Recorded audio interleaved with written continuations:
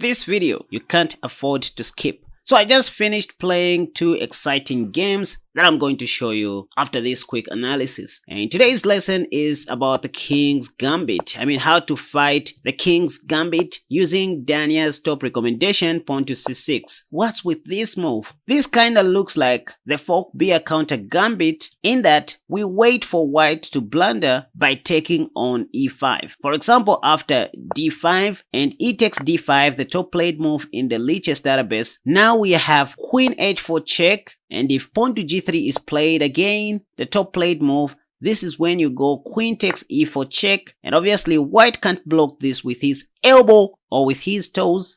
They usually do it with the queen, after which you now grab a free rook on h1 like this. They may try to trap your queen after knight f3, but hey, you have bishop g4, and even if they play king f2, the simplest you can do here, other than going bishop c5 check, is just to oversimplify things like this, just to avoid any sorts of tactics. Cause after all the transactions, it turns out that white is just down a full piece and you emerged with a better position. And this is the same idea even in this c6 line, which doesn't seem to have a name at the moment. I'm calling it Daniel's anti-King's Gambit since he was the first one to recommend it, followed by myself, I guess. Anyway, so the idea is still the same. After c6, you just want to go pawn to d5. But should white take on e5 once again, you have this same move, queen h4 check, with the same ideas. This is even better according to Daniel. But wait a second. Say what if white plays king e2? Same stuff, you just go queen takes e4 check. This time they have to play king f2, after which you have bishop c5 check, forcing them to go king g3 or pawn to d4. Let's just say king g3 because what else? And now you go knight e7. By the way, you can also take on e5 first, but I just find knight e7 to be sharp because next you want to give a check like this. For example, after queen f3, you have knight e7 check and then probably meet your opponent like this. So this is just a little trap in the c6 response against the King's Gambit that I want to demonstrate in today's games. By the way, I'm recording this after playing 2 exciting games that I'm about to show you guys. But you know what? Not all days are Mondays. In fact, most people don't even take on e5 in anticipation of this move. So they first play knight f3, after which you can either take on f4 if you want, or simply go pawn to d5, the move that Daniel also recommended. I play this all the time as well, and the idea is if d takes, which is kind of a mistake, you simply go e4 and then connect your center pawns. f5 comes later in the game. And again, f takes e5 is almost a blunder in all the variations due to d takes e4 attacking the knight. And here white needs to find the only correct move, knight g1, and developing his knight. Obviously, knight d4 runs into queen takes. So after knight g1, this is when you can play all sorts of things like bishop c5 is a fair move, even knight d7, just trying to get back this pawn, right? So you go knight d7. I don't know why, but most white players play pawn to d4 in this position, but here you can just take with en passant, and after bishop takes, this is when you recapture on e5 with your knight. Fair game is not just about quick traps and quick mating traps, it's also about playing positional chess, and it's here where most white players play knight f3, and it's up to you to take on d3 so that you take away your opponent's bishop pair, or just continue with moves like bishop g4. This is also fine. I've lost many games in this variation.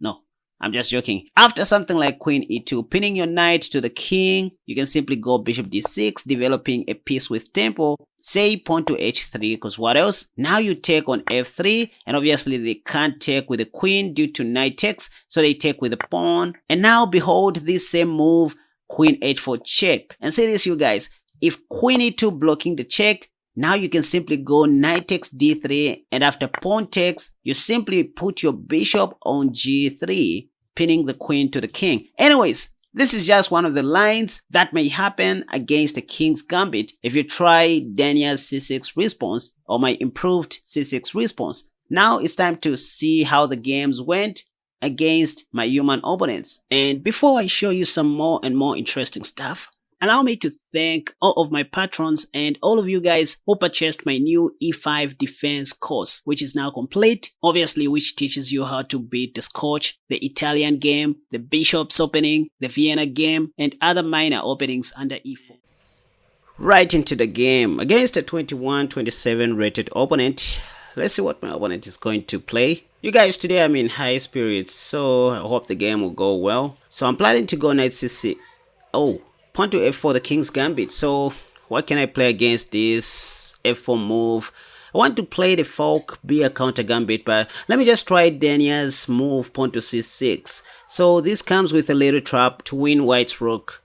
There we see my opponent is playing very fast. Knight f3. Should I take on f4? No. The plan is to go pawn to d5. d5 if pawn takes.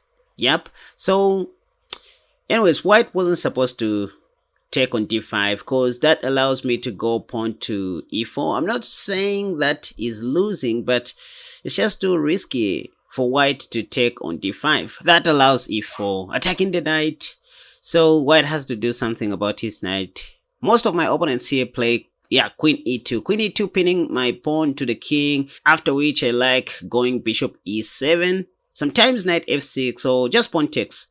Yeah, knight f6, so let me just go cd. Just connecting my center pawns. d3, I can just play f5, f5, so that if pawn takes, I take back with my f pawn. Knight c3. Now, I can play knight f6 or bishop b4. Bishop b4 looks more attractive. You know, the idea is just to have two connected pawns on the center. That makes my life easier. So let's see what white is going to do. Pawn takes, I can take back with my f pawn. Yep. And then knight f6 is coming next, followed by castle shot. Look at how beautifully placed my center pawns are. If queen b5, I have knight c6, not losing my dark squared bishop. So knight e7. I could have also played knight f6 if I wanted, by the way. So white castled long. Wait. No, I can take the knight. Yeah, castle long was just a mistake, you guys. So white just hung his knight on f3. Anyways, that was a terrible blunder. Maybe some kind of a miscalculation because I just grabbed a free piece. Queen b5 check. I can just protect my bishop like this. Pop. Knight bc6. Protecting my king as well as my dark squared bishop, so I have no any problems at all.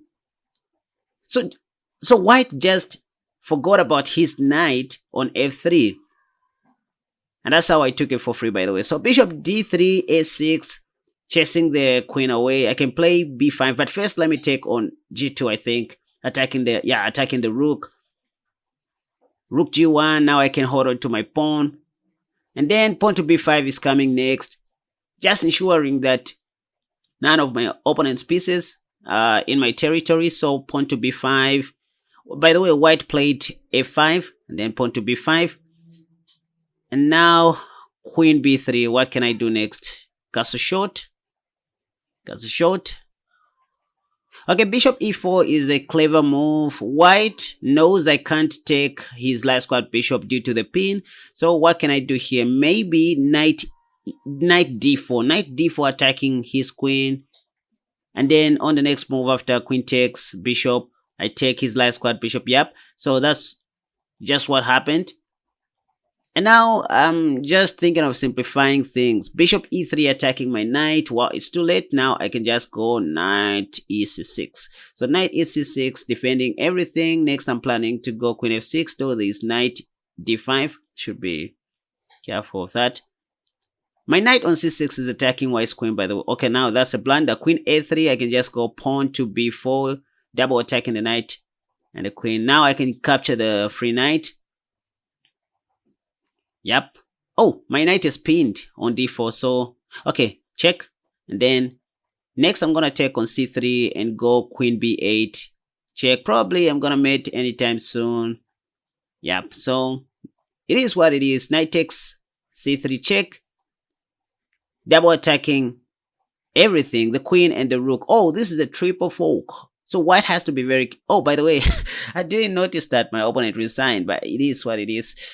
Okay, a nice game so far. This was the King's Gambit, by the way. Hey, be sure to hit the like button and subscribe. I'd love to play another King's Gambit game, but it's very difficult for me to find another King's Gambit opponent, because most people like playing either the Italian game or just a Queen's Pawn game. So let's see what will follow up. Stay tuned for the next game. Right. So now let me see how most 1600s would play the King's Gambit against my c6 response. So to do this, I'm going to give this position to Maya, which was trained to play like a human opponent, rated about 1600. And this is different from an engine. Why am I using Maya again? Because it's just difficult to find another opponent who plays the King's Gambit. So that answers your question. If you want to practice through a certain opening, Maya is a great choice. Make use of it.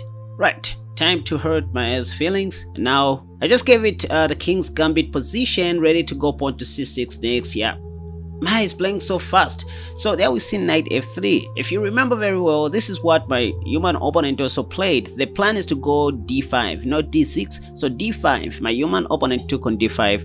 Yep, just like Maya. So e4, attacking the knight. So Maya is playing very fast in the opening stage. There we see queen e2. It's time to take on d5. That's what I did in my previous game against a real human opponent. And pawn to d3 was also played, so it's time to go pawn to f5, I guess. Just connecting my center pawns so that if d takes e4, I can take back with my f pawn. So the plan is to go f5, ladies and gentlemen and babies. Oh god. f5. So yeah, d takes e4, f takes e4, knight c3. Yeah, this is a typical behavior by Maya. These bots like playing very fast in the opening stage, but as the game progresses, they start playing very slow. That's when they start thinking. Bishop e2 by white. I think we saw this move as well in my previous game. Yeah, I played knight e7. Okay, but Maya here has played knight e5. In the game, my opponent played castle long, which was a mistake because that allowed me to take the free knight on f3. So what Maya has done here is to move away his knight from danger so that after castle long, I may not take his knight on f3. So let's see what I can do here. Maybe castle short. Oh wait, castle short runs into this tactic where white takes on d2 later on. So let me just play something like bishop takes c3 first. Yep, so bishop takes, and now I can just play castle short. Okay, yeah, now it's safe to castle short in this position. Yeah, my rook is now targeting the a4 pawn. White should be very careful. Castle long, but I can just take the f4 pawn, right? Or knight c6 first. Okay, yeah, it doesn't even matter. So, what next? Knight takes, simplifying the game. And then next, I'll just put my last squad bishop on e6. Yeah, like bishop e6. Next, rook ac8. Rook smile on open files. There we see queen b5 by white. Something that I anticipated. Something that I saw coming. So, what can I do here? You know, if I want, I can just, sacrifice my b7 pawn to open up my queen side. That will be useful later in the end game. So, what can I do here? Maybe knight c6.